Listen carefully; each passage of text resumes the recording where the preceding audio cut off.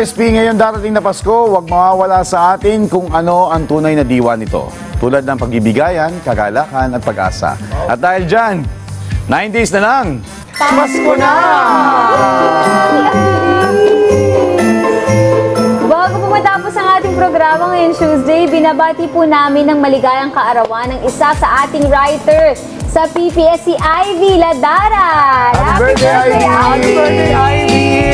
And also, sige.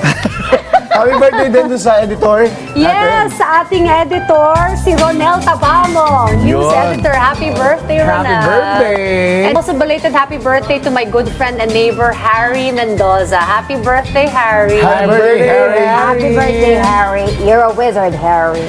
At dito po nagtatapos ang ating balitaan at kwentuhan ngayong araw po ng Martes. Magkita-kita po ulit tayo bukas dito pa rin.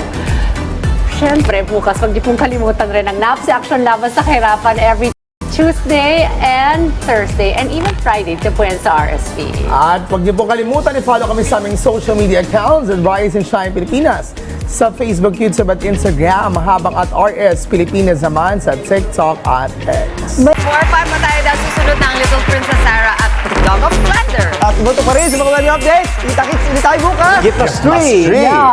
At dito lang yan sa Pamansang Morning Show kung saan laging una ka. Santa Claus is coming to town. Santa Claus is coming to town. Santa Claus is coming to town. Santa Claus is coming to town. Santa Claus is coming to town. Santa Claus is coming. Santa Claus is coming. Santa Claus is coming. He's coming to town. Santa Claus is coming to town. Santa Claus is coming to town. Santa Claus is coming to town. Santa Claus is coming to town. Merry Christmas, everyone. Maligayang Pasko! Bayan!